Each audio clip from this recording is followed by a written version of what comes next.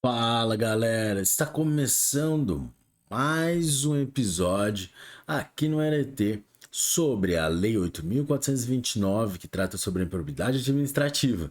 E aí, como é que vocês estão? Preparados? Vamos lá? Hoje nós vamos do artigo 17b até o artigo 18a. Artigo 17b.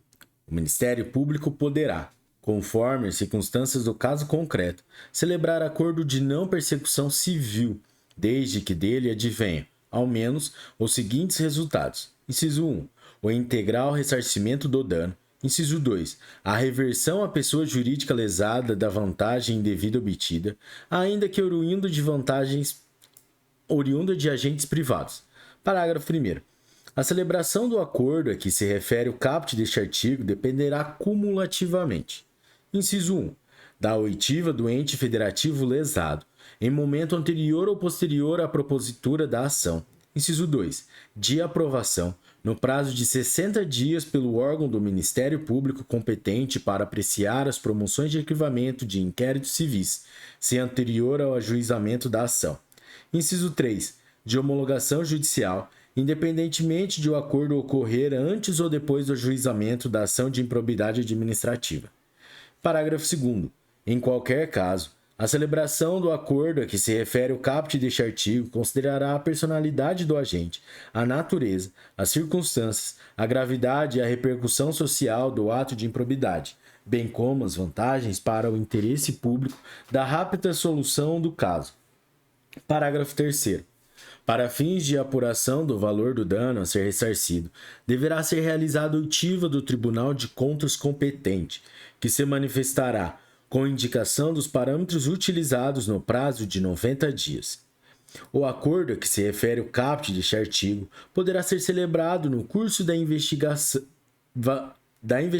de apuração do ilícito, no curso da ação de improbidade ou no momento da execução da sentença condenatória.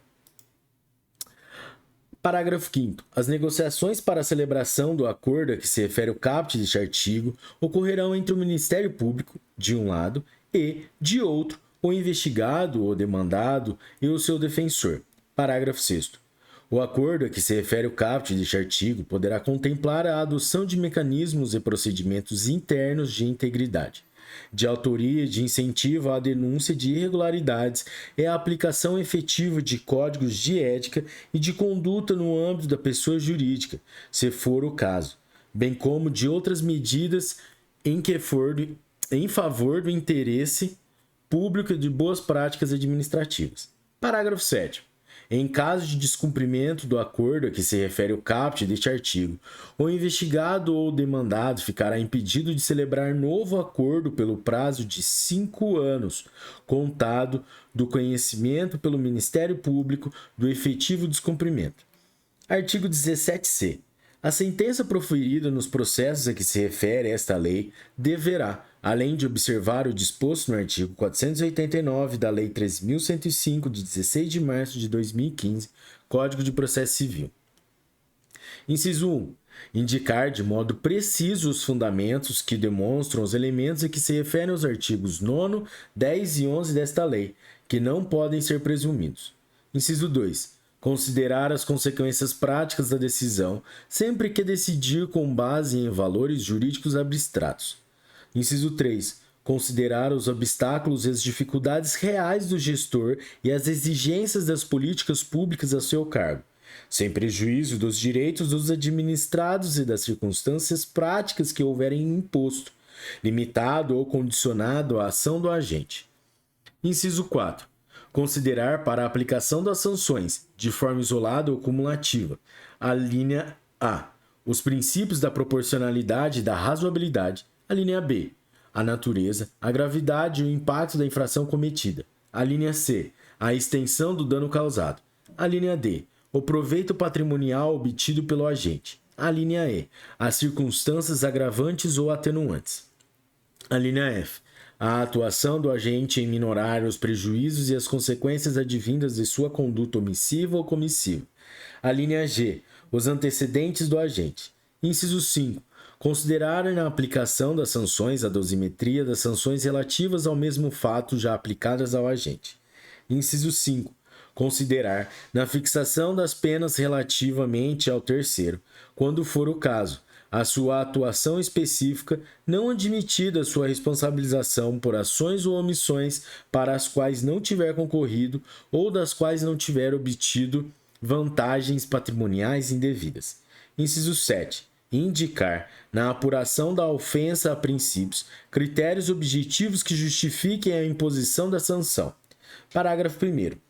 A ilegalidade sem a presença de dolo que a qualifique não configura ato de improbidade. Parágrafo 2º. Na hipótese de litisconsórcio passivo, a condenação ocorrerá no limite da participação e dos benefícios diretos, vedada qualquer solidariedade. Parágrafo 3º. Não haverá remessa necessária na sentença de que trata essa lei. Artigo 17d. A ação por improbidade administrativa é repressiva, de caráter sancionatório, destinada à aplicação de sanções de caráter pessoal previstas nesta lei, e não constitui ação civil, vedado seu juizamento para o controle de legalidade de políticas públicas e para a proteção do patrimônio público e social, do meio ambiente e de outros interesses difusos, coletivos e individuais homogêneos. Parágrafo único. Ressalvado o disposto nesta lei, o controle de legalidade de políticas públicas é a responsabilidade de agentes públicos, inclusive políticos, entes públicos e governamentais, por danos ao meio ambiente, ao consumidor, a bens e direitos de valor artístico, estético, histórico, turístico e paisagístico, a qualquer outro interesse difuso ou coletivo, à ordem econômica, à ordem urbanística, à honra e à dignidade de grupos raciais, étnicos ou religiosos e ao patrimônio público e social submete-se aos termos da Lei 7.347, de 24 de julho de 1985. Artigo 18. A sentença que julgar procedente a ação fundada nos artigos 9 e 10 desta lei condenará ao ressarcimento dos danos e à perda ou à reversão dos bens e valores ilicitamente adquiridos, conforme o caso, em favor da pessoa jurídica prejudicada pelo ilícito. Parágrafo 1º. Se houver necessidade de liquidação do dano, a pessoa jurídica prejudicada procederá a essa determinação e ao ulterior procedimento para o cumprimento de sentença referente ao ressarcimento do patrimônio público ou a perda ou a reversão dos bens. Parágrafo 2º.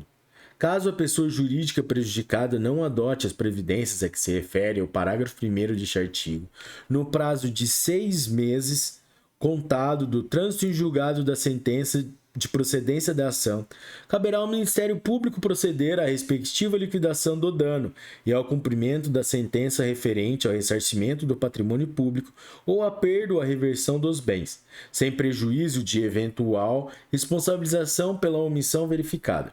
Parágrafo 3º.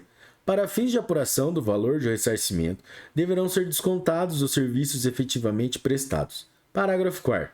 O juiz poderá autorizar o parcelamento em até 48 parcelas mensais corrigidas monetariamente do débito resultante da condenação pela prática de improbidade administrativa, se o réu demonstrar incapacidade financeira de saldá-lo de imediato. Artigo 18-A. A requerimento do réu, na fase de cumprimento da sentença, o juiz unificará eventuais sanções aplicadas com outras já impostas em outros processos, tendo em vista a eventual continuidade de ilícito ou a prática de diversas ilicitudes, observado o seguinte. Inciso 1. No caso de continuidade de ilícito, o juiz promoverá a maior sanção aplicada, aumentada de 1/3 ou a soma das penas, o que for mais benéfico ao réu. Inciso 2. No caso de prática de novos atos ilícitos pelo mesmo sujeito, o juiz somará as sanções. Parágrafo único.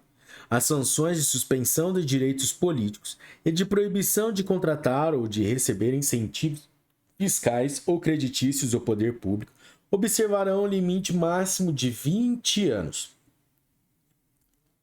Galera, é isso aí. Esse foi o 4º episódio da Lei 8.429, que trata da improbidade administrativa. Se você curtiu este episódio, deixe seu like. Até a próxima. Um forte abraço.